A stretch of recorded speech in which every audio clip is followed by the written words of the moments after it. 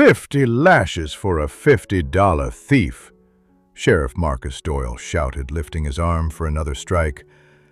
Maybe that'll teach the fat widow to keep her hands off other folks' property. Willa Carmichael tasted blood and dust as the leather strap bit into her back again. She was on her knees in the middle of Redemption Creek's main street, hands tied behind her, dress torn open where the whip had already split skin.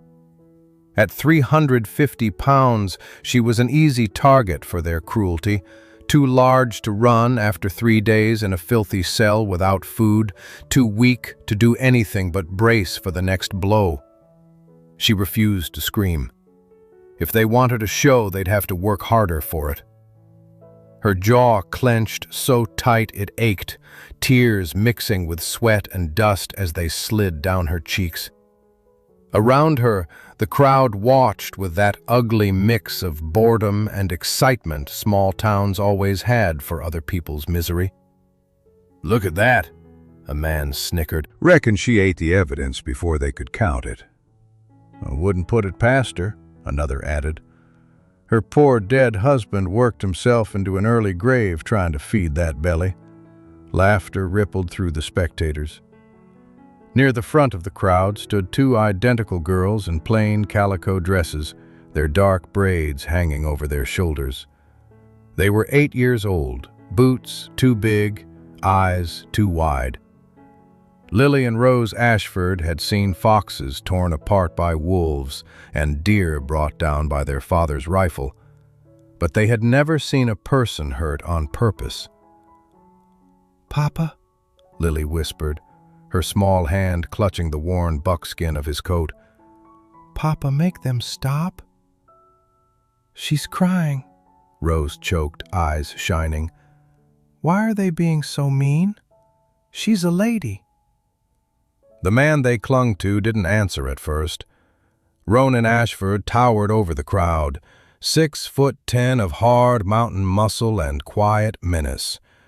His hair fell past his shoulders, his beard was threaded with early gray, and his storm-colored eyes hadn't left Willa since the first lash.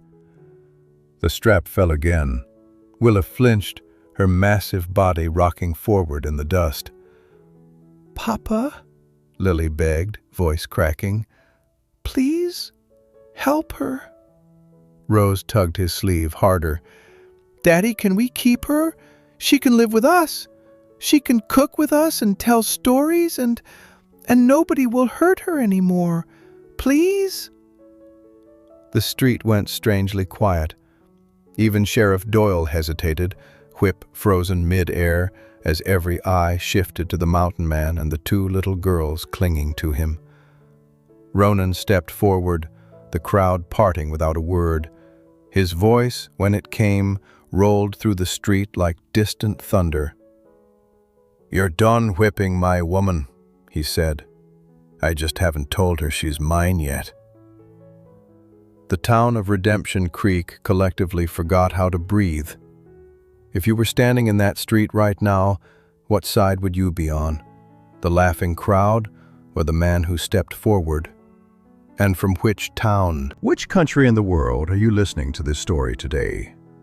Tell me in the comments. Willa Carmichael had not always been a spectacle for cruel men to mock. Once, before life stripped her of softness she didn't even know she had, she'd been the wife of Daniel Carmichael, a miner with a laugh that filled rooms and a habit of kissing her forehead every morning before heading into the earth. But 6 months ago, the mine collapsed. 12 men died, Daniel among them. What he left behind was grief, 3 children, and a mountain of debt Willa had never known existed. In Redemption Creek, sympathy lasted about as long as good weather.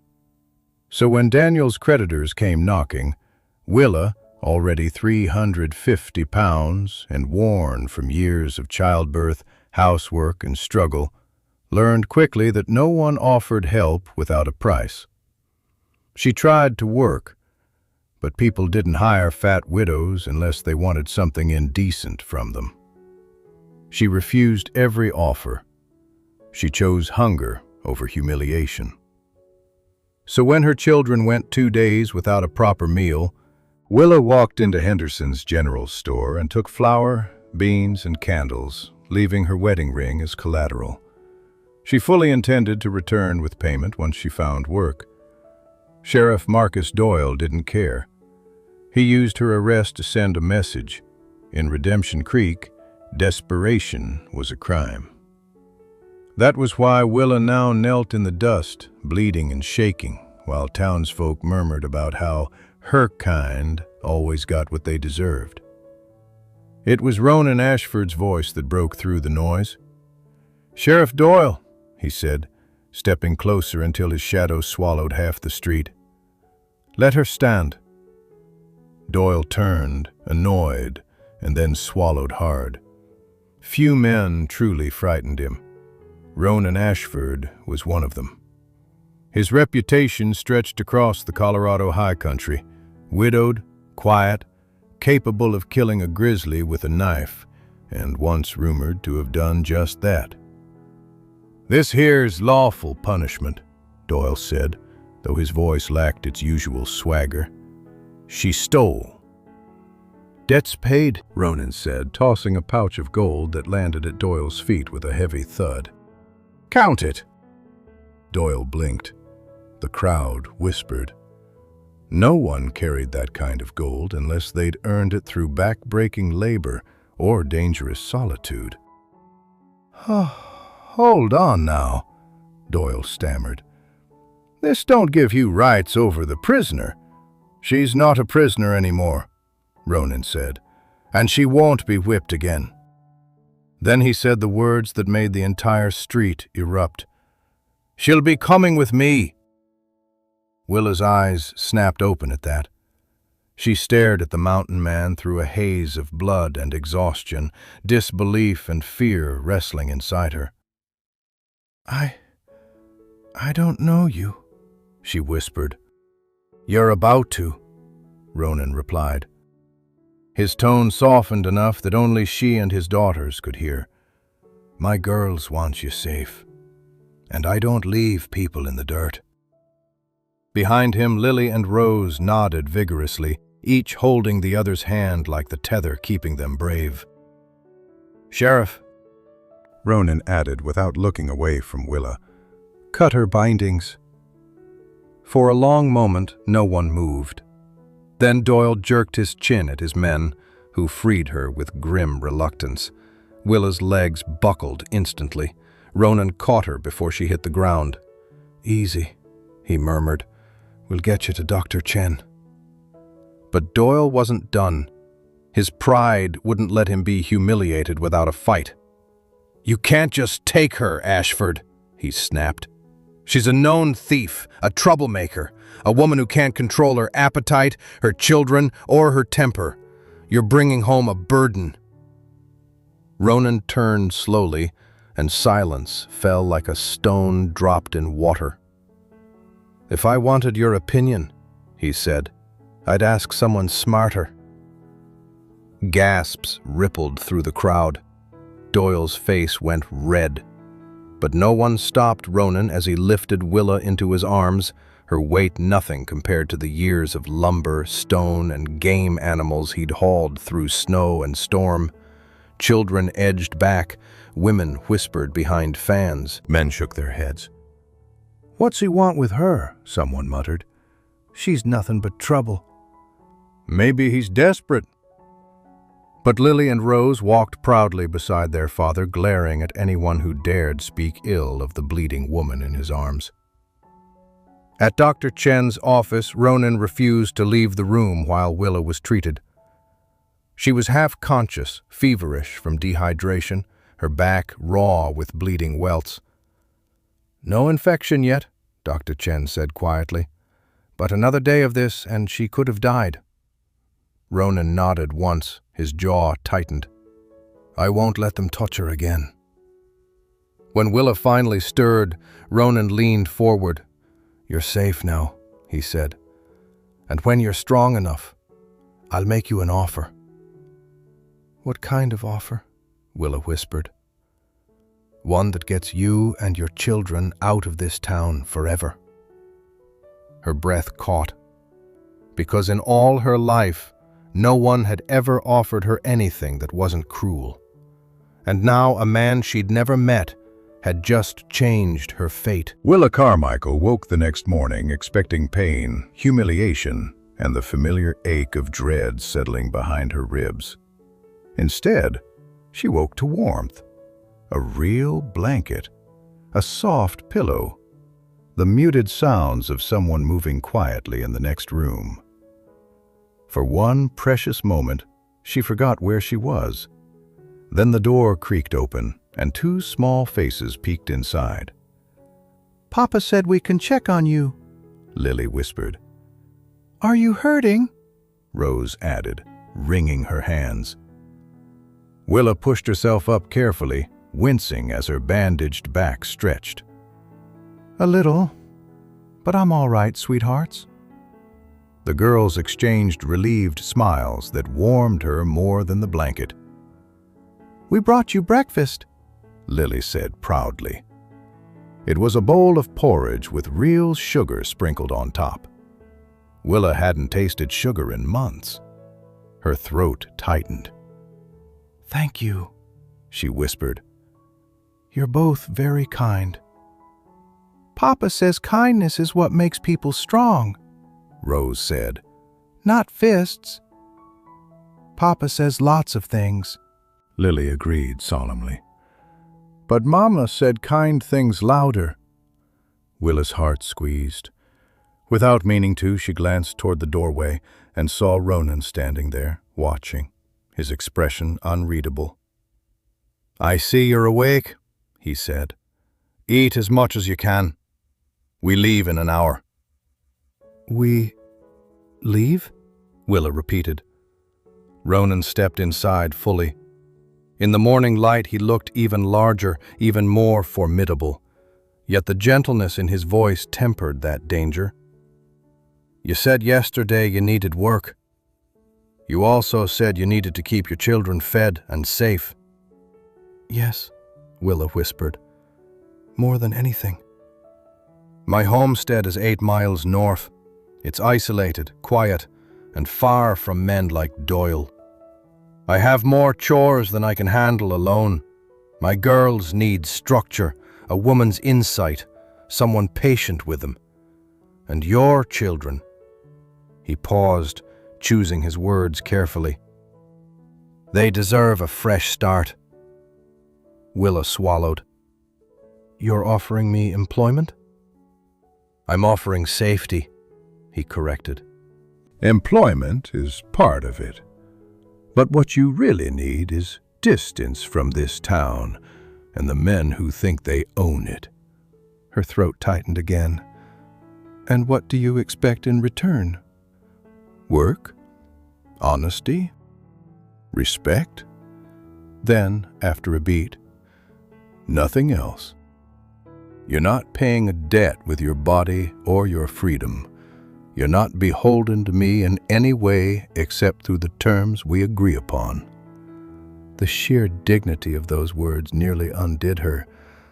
"I'll work as hard as I can," she whispered. "I promise." "Good," Ronan said. "Then gather your children. We're leaving Redemption Creek behind." They departed quietly long before the town woke. Willa rode on a sturdy mare Ronan had saddled for her, the padding adjusted so her injured back wouldn't rub. Her 3 children rode double with Lily and Rose, or perched in the small wagon Ronan had brought. James, her eldest at 6, kept sneaking glances at Ronan, half fearful, half awestruck. "Is he very strong, Mama?" James asked as they passed the last building at the town's edge. "Yes," Willa said. "Stronger than Sheriff Doyle?" "Oh, yes," she said softly. "In every way that matters." The road into the foothills gradually narrowed into a winding trail. Autumn leaves carpeted the forest floor, and the air smelled like pine sap and cold stone. The children chattered as they rode, their voices lifting like bird song. Willa couldn't remember the last time she'd heard them sound so free. Ronan rode ahead at first, scanning the tree line with a practiced eye. He was a man accustomed to danger, always aware of everything that breathed near him. But when he looked back at the group, something in him softened. When they stopped for noon rest, Ronan helped Willa down from her mare. She tried to decline, embarrassed by her weight, but he simply lifted her torso with careful strength. "I don't want to hurt you," he murmured. "You won't," she said, then caught herself. "I mean, you haven't." A flicker of something warm moved through his eyes. The children played near the creek, laughing as they skipped stones. Lily and Rose taught Willa's daughter Elizabeth how to find flat stones, cheering when she made one skip twice. "They're bonding quickly," Ronan noted. "Children are wiser than adults," Willa said. "They don't see class or shame, just kindness." He looked at her then, truly looked, and Willa felt the weight of that gaze settle into her bones. "You have a way with people," he said. "I noticed it yesterday, even while you were bleeding in the street." Willa flushed, unsure how to answer. "You stayed silent," Ronan continued, "not to protect yourself, but your dignity. I've met soldiers who whined louder than you did under pain." "That's not courage," Willa murmured. "It's just habit. When you've been mocked your whole life, you learn not to give people more to enjoy." Ronan's jaw tightened. "Anyone who mocked you deserves a fist to the teeth." She startled, then gave a small, unexpected laugh. The sound made Ronan's expression soften again. "We should keep moving," he said quietly. By sunset, the trail had turned steep, climbing into a ridge of dark pines. Willa worried the children would be exhausted, but Ronan's daughters kept spirits high with stories and songs. When they rounded a bend, Willa gasped. Below them, tucked into a clearing framed by towering evergreens, stood a sprawling log cabin with smoke curling gently from its chimney. Outbuildings dotted the land, a barn, a coop, a workshop, fenced pastures. Everything looked sturdy, purposeful, lived in. Her eyes stung. "This is home?" she whispered. "It can be," Ronan answered, slowing his horse beside hers. "If you want it." Willa looked at the cabin, at her children laughing with Ronan's daughters, at Ronan himself, this quiet, dangerous, gentle man who'd lifted her from the dust and offered her something she hadn't felt in months. Hope. "Yes," Willa breathed. "I want it." Ronan didn't smile, not fully, but something in him eased. "Then welcome home." Willa Carmichael had never lived anywhere that felt like it had been built with care. Her childhood home had been cramped and drafty. Her married home, a miner's shack with a collapsing roof. Her widowed existence, a single room behind a laundress's shop. So when she stepped into Ronan Ashford's cabin for the first time, she froze. The place wasn't just large. It was warm, lived in, loved.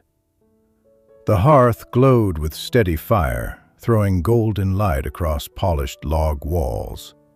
Wide plank floors gleamed with years of oiling. A long table sat under a pair of lanterns, its surface worn smooth by countless meals and tiny carved initials, L.A. and R.A., from little hands practicing letters. Shelves lined with books, wool blankets neatly folded, two small rocking chairs clearly built for children. It felt like stepping into someone's heart. Ronan watched her quiet astonishment, saying nothing, letting her absorb it all at her own pace. "This," Willa whispered, "this is beautiful." "Built it for Clara," Ronan said softly. "I kept building after she passed. The cabin got bigger, even when my world got smaller." Willa's chest tightened at the sadness hidden in that truth. The children's delighted shrieks pulled her from her thoughts as they raced up the stairs to explore. Lily and Rose grabbed Willa's Elizabeth by the hand and dragged her along, promising to show her the secret drawer and the balcony where you can see 3 valleys. James hung back, uncertain. Ronan crouched beside him. "Your room's upstairs to the right. Big window. Good for stargazing." James blinked, surprised. No man had spoken to him gently since his father died. "Thank you, sir," he muttered. "Call me Ronan," the mountain man said.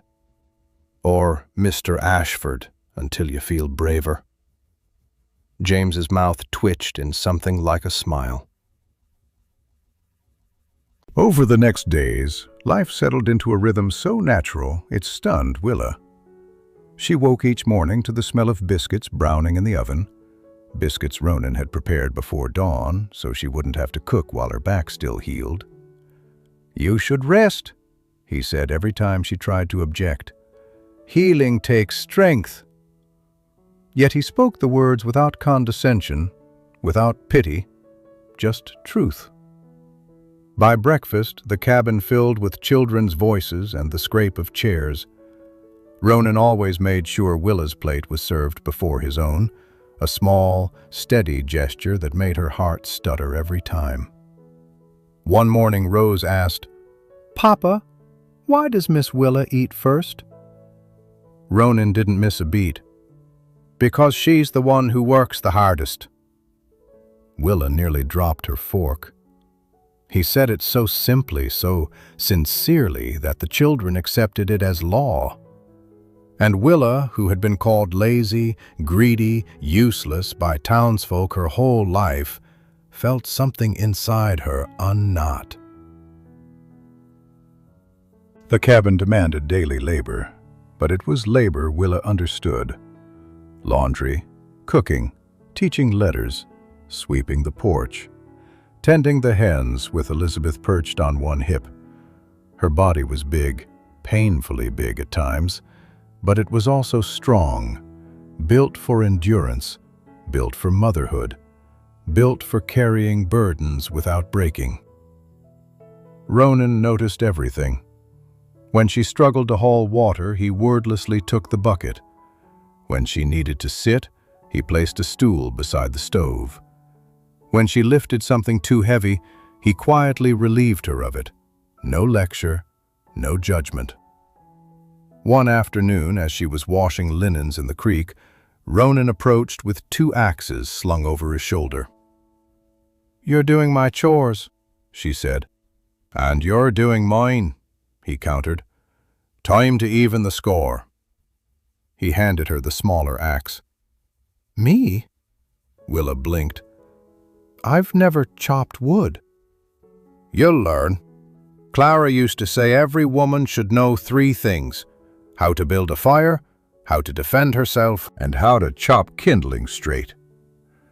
He showed her how to plant her feet, how to let the axe fall with gravity rather than muscle, how to trust her strength instead of fight it. She struck the wood. It split cleanly. Ronan's low whistle made heat bloom in her cheeks. "Good. Again." They fell into easy conversation about the mountains, about Daniel, about Clara's laughter echoing through these very trees. Willa's chest tightened at the mention of Ronan's late wife, but it wasn't jealousy. It was understanding. Both of them carried ghosts. Both of them had lost homes, loves, futures. Both were rebuilding by instinct. The first snowfall came early. Willa watched from the window as Ronan and the children played outside. Lily and Rose flinging snowballs while James and Elizabeth built a lopsided fort. Ronan knelt beside little Michael, helping him pack snow with chubby fists. He was gentle, patient, laughing, a deep, unguarded sound Willa had never heard from him before. She pressed a hand to her chest, startled at the ache blooming there. Later that evening, after the children slept, Ronan found her sewing socks by the fire. "You've made this place feel alive again," he said quietly. She looked up, startled. "It was always alive. You built something beautiful." "I built walls," he murmured. "You made them warm." Silence settled, soft as snowfall. Willa's breath caught. She was used to being tolerated, not valued. Used to being hidden, not seen. Used to men looking away, never toward her. But Ronan Ashford looked at her like she mattered. He stepped closer, then paused, giving her space, giving her choice. "I want you to know," he said, voice low, "you owe me nothing. Not affection, not gratitude, not anything else. You're here because you chose to be. The work you do earns your keep, and the rest will come in its own time." Her throat tightened. "I don't know what to say." "You don't need to say anything." He reached out, not to touch her, but to gently lift the spool of thread that had rolled to her feet. A small thing, yet intimate in a way that made her breath hitch. "Good night, Willa," he said softly. As he turned away, Willa watched him go with a heart beating too fast and a whisper rising in her chest she wasn't ready to name yet. But she felt it. The beginning of something bright, something terrifying. Something that could heal a lifetime of wounds. Winter deepened in the mountains, and with it came a silence so complete that Willa sometimes felt she could hear her own heartbeat echo inside the cabin walls. Life had settled into a gentle rhythm, meals, lessons, chores, laughter. But beneath that calm, a tension slowly gathered, subtle at first, then unmistakable. It began with small things. Ronan would pause mid-task, his eyes narrowing as if listening for something distant. He began checking the traps twice a day instead of once. He kept his rifle by the door rather than hanging it on the wall. Willa noticed. She also noticed he didn't explain. One stormy evening, after the children were asleep, she found him outside on the porch sharpening a knife, snow swirling around him like ghosts. "You're worried," she said. He didn't look up. "Habit?" "No," Willa pressed. "Fear. Something's wrong." Ronan stopped sharpening. Slowly, he lifted his gaze to hers. "You remember the men who beat you," he said. "Doyle's deputies. Henderson from the store, and a few others in town." Willa flinched at the memory, but nodded. "They don't like being made fools of, and they don't like me stepping in." Ronan's jaw tightened. "Men like that don't forget, or forgive." Willa wrapped her shawl tighter around her shoulders. "Do you think they'll come here?" "I don't know," he admitted. "But the mountains are wide, snow hides tracks, and I've made enemies before. Some from long ago." For the first time since arriving at the homestead, Willa felt a chill that had nothing to do with winter. "Ronan," she whispered, "what kind of enemies?" He hesitated, only a beat, but enough for her to see the truth. Whatever he'd carried before she met him, It was heavy.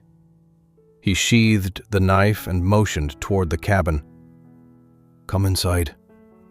Some things aren't meant for the cold." They sat by the fire, flames crackling softly. Ronan leaned forward, elbows on his knees, eyes fixed on the hearth. "I wasn't always a homesteader," he began. Before Clara, before the twins, I worked as a scout for the territorial marshals. That job earns you enemies faster than coin.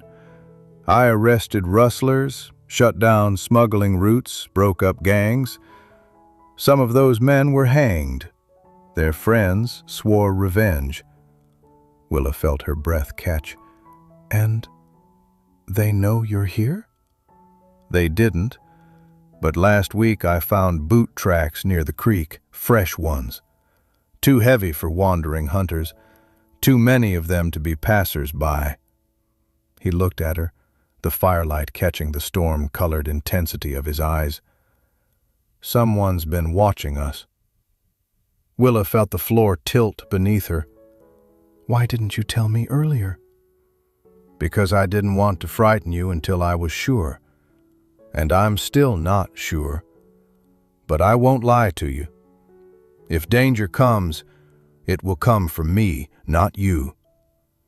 "That's not comforting," she whispered. "It's the truth." She swallowed hard. "And what about Doyle? He already hates you. You embarrassed him, exposed him as a bully." Men like him don't forget either. Ronan nodded slowly. Doyle isn't the kind to attack head-on. He'll wait, scheme, use the law as a weapon if he can't win with fists. Willa's hands trembled slightly. "So the danger is twofold. Outlaws from your past, and men from mine." Ronan looked at her, something softening in his expression. "Your past isn't a danger. You were wronged, abused, cornered. Doyle is the danger, not you." She exhaled shakily. "You speak as though you've read my thoughts." "I've had the same ones," he said quietly. "Different story. Same shame." Willa blinked. "Your story?" Ronan hesitated again. The fire cracked. Outside, wind screamed against the walls. "When Clara died," he said slowly, "I did things I'm not proud of. I went places a man shouldn't go, pushed away people who tried to help. I wasn't fit to raise 2 infants.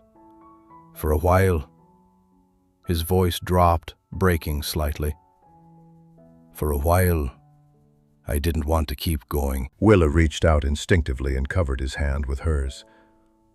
"Ronan," she whispered, "you're a good man." "I wasn't then." "But you are now." He didn't answer, but he didn't pull away. Their hands remained together, warm against the weight of everything unsaid. A log collapsed in the fire, sending up sparks. He cleared his throat. "There's something else. About you." Willa stiffened. "About me?"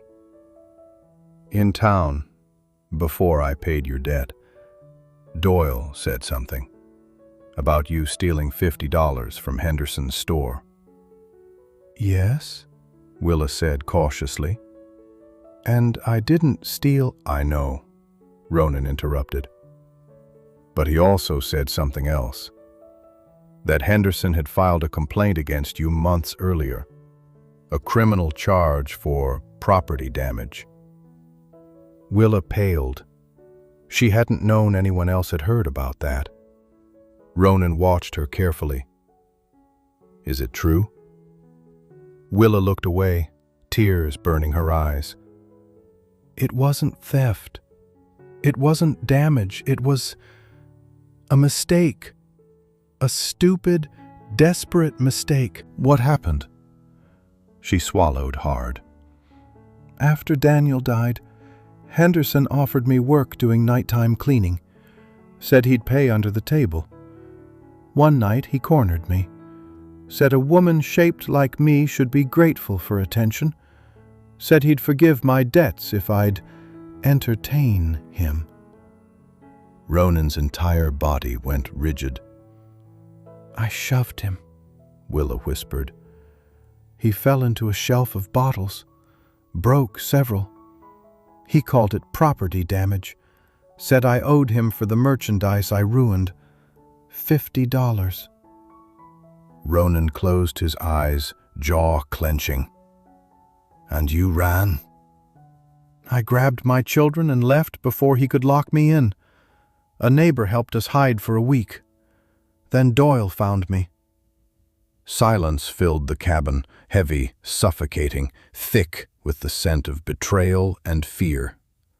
Finally, Ronan said, "You did the right thing. I don't care what the town claims." She shook her head. People there think I'm dangerous. A fat thief, a liar, a woman who can't keep a husband alive or her body under control. I know how they look at me. I know what they say. Ronan leaned closer, gripping her hand with steady certainty. What they say isn't truth. What you are is strong, honest, and worth defending. Her breath trembled. Then another thought struck her, sharp, terrifying. Ronan, if men from your past and men from mine both come looking, what happens to the children? His voice turned to steel. They will not touch this family. Not while I breathe. But even as he said it, Willa saw the truth flicker behind his eyes. He couldn't watch every trail. He couldn't stand guard every hour. He couldn't fight an enemy he couldn't yet see. Danger was closing in, and it was only a matter of time before it reached their door. The storm rolled in without warning, thick clouds swallowing the moon, wind beating against the cabin like fists demanding entry. Willa was finishing the dinner dishes when Ronan stepped inside from the porch, snow clinging to his shoulders, rifle already in hand. She knew immediately. "They're here," he said quietly. Her breath froze. How many? 3 men I don't recognize. Not townsfolk. And boot tracks leading south, more than one set. Someone's been watching the cabin for days. Willa's stomach twisted. The children. Already upstairs, Ronan murmured. Lily and Rose are keeping them calm. They know the drill. Because Ronan had trained them. Because he had expected this. Because danger wasn't a possibility. It was a promise. A fist pounded on the door. "Ronan Ashford!" a voice bellowed. "Open up! We know she's in there!" Willa's blood turned to ice. Another voice shouted, "You got something belongs to Henderson. Send out the fat widow and we won't burn your damn cabin down." Ronan's expression changed. A slow, terrifying shift from vigilance to pure storm. He opened the door himself. Wind roared in, scattering snow across the floor. 3 men stood on the porch, rifles in hand, their faces cruel and eager. One was tall and gaunt, with eyes that darted like a coyote's. Another was thick-set, already drunk. The third, youngest, held a rope. Ronan stepped forward just enough to block their view of Willa. "You boys lost?" he asked, voice low. "Not hardly," the gaunt man said. "We want the widow. Henderson says she owes him. You paid her first debt, sure, but she still belongs to him." "She belongs to no one," Ronan said. "Then why are you hiding her?" the drunk one sneered. "A man like you all alone for years? Maybe her kind keeps your bed warm, eh?" Ronan didn't move. He didn't breathe. But something in the air dropped, the temperature, the silence, the space itself tightening around him like a drawn bowstring. Willa had seen men fight before. She had never seen anyone become a weapon. "You have 10 seconds," Ronan said, "to get off my land." The youngest man lifted the rope. "We don't need 10. We got orders to drag her back alive, that's all." Willa stepped forward before she realized she'd moved. "No," she said, voice steady despite the fear crushing her ribs. "I'm not going anywhere with you." The men laughed. "Listen to her," the gaunt man sneered. "Thinks she gets a say. Fat women always think they deserve better than they get." Ronan's hand closed around his rifle, but Willa placed her hand on his arm, not to stop him, but to stand beside him. "You think being cruel makes you strong," she said. "But I survived things you couldn't imagine. Hunger, humiliation, losing everything. You cannot scare me back into chains." The men blinked, surprised, thrown off balance. Ronan's voice dropped, rough with pride. "You heard her. Leave." They didn't. The rope lifted higher. The drunk one raised his rifle, and the gaunt man took one step too many toward Ronan's door. The fight exploded like lightning. Ronan swung the butt of his rifle into the nearest man's jaw, dropping him instantly. The young man lunged. Ronan caught him by the coat and hurled him into a snowdrift. The drunk one fired wildly, missing the doorway by inches. Willa ducked as Ronan slammed the door shut with his shoulder. "Upstairs!" he shouted. "Bar the children's room!" Willa ran, heart pounding, her back screaming from old wounds, but her fear wasn't for herself. When she reached the landing, Lily was already pushing a dresser against the children's door. "Papa taught us," she whispered. Downstairs, boots crashed against the porch. Men shouting, glass breaking. Then, a gunshot. Too close, too loud. Willa's vision blurred. "Ronan!" Another crash shook the cabin walls. "Stay here!" Lily begged, grabbing her sleeve. "Papa said," but Willa tore free.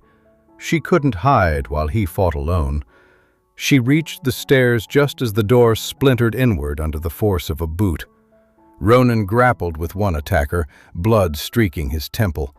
Another man rushed through the broken frame and froze when Willa seized the cast-iron skillet from the stove and swung with every ounce of strength in her body. The impact rang like church bells. The man crumpled. Ronan finished the last attacker with a brutal efficiency born of years surviving in the wild, then slammed the broken door shut and braced it with a beam. Silence. Heavy. Shocking.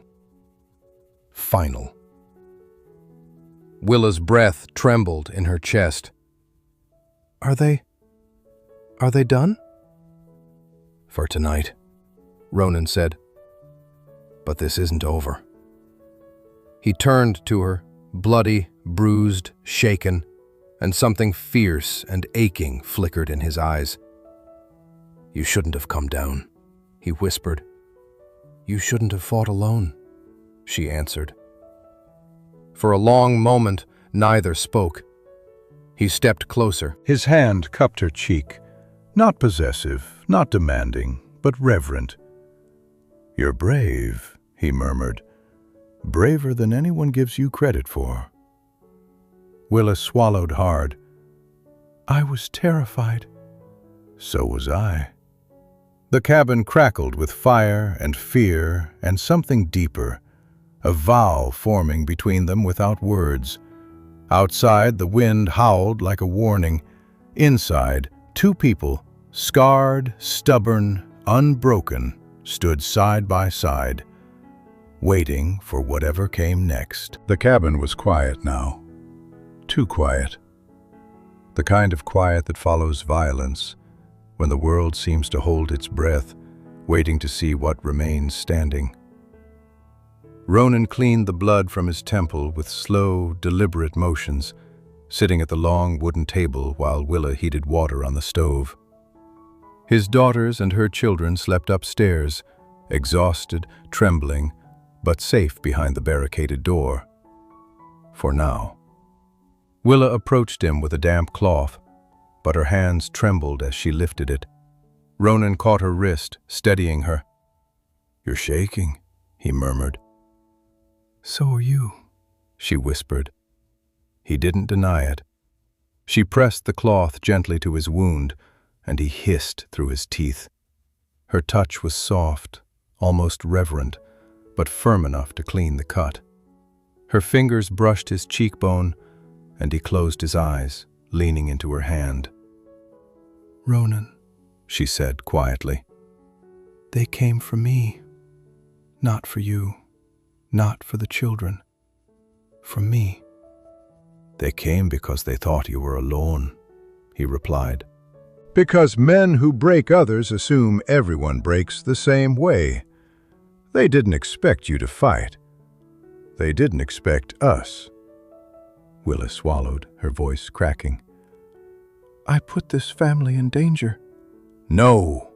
His eyes opened, steady, stormy, alive. "Danger was coming for us long before you arrived. All you did was give me something worth protecting." Her breath caught at the raw honesty in his voice. "Willa," he said softly, "I meant what I told you before. You owe me nothing. Not gratitude, not loyalty, not affection." Her heart thudded painfully. "Do you want those things?" Ronan didn't move, didn't blink.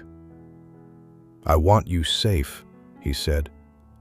"I want your children safe.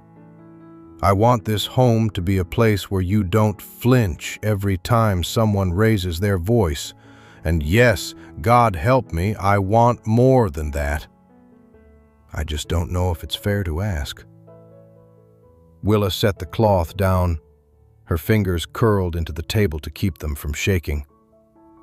"Why wouldn't it be fair?" "Because you spent years being cornered," he said. "Pushed, trapped.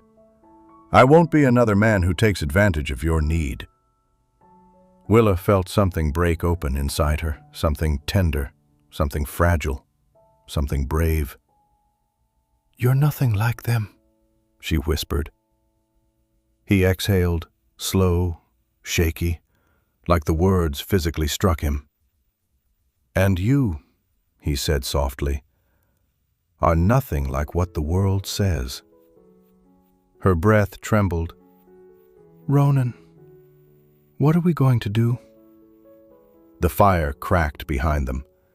He rose slowly, towering over her, but his touch was feather-light as he brushed a strand of hair from her cheek. "We survive," he said. "And tomorrow, we prepare. Reinforce the door, set traps around the property. Send word to Marshals Chen and Crawford. But tonight," his voice gentled, "tonight, you are safe. With me. In this home. For as long as you choose to stay." Tears filled her eyes, not from fear this time, but from something deeper. "Ronan," she whispered. "I don't want to leave." His jaw flexed, fighting something, holding something back. "You don't have to." The wind howled outside, but inside the cabin a warmth settled, uncertain, trembling, but real. Two wounded souls, standing close enough that each could feel the heartbeat of the other, but not yet touching, not yet crossing that final line. Not tonight, not while danger prowled just beyond the tree line, but the promise was there, in his voice, in her breath, in the home that held them both. Whatever came next, revenge, danger, a reckoning with the men who believed pain was a rightful weapon, they would face it together. And somewhere deep in the mountains, where snow fell like blessings and curses alike, a question hovered in the quiet air. Was their love strong enough to stand against the world that wanted to break them? Only time, and the next chapter of their fight, would tell. Stories like this aren't just about the Old West. They're about every one of us who's ever fought to be seen, to be valued, to be loved without condition. When I write about Willa and Ronan, I'm reminded how courage and tenderness can shape a life far more than the world's cruelty ever could. Wherever you are listening from, America, Europe, Asia, anywhere in the world, I'd love to know your city. These stories connect us across oceans, across time, across experiences. And if you still believe love can grow in the harshest places, stay with me. The next story is already waiting for you.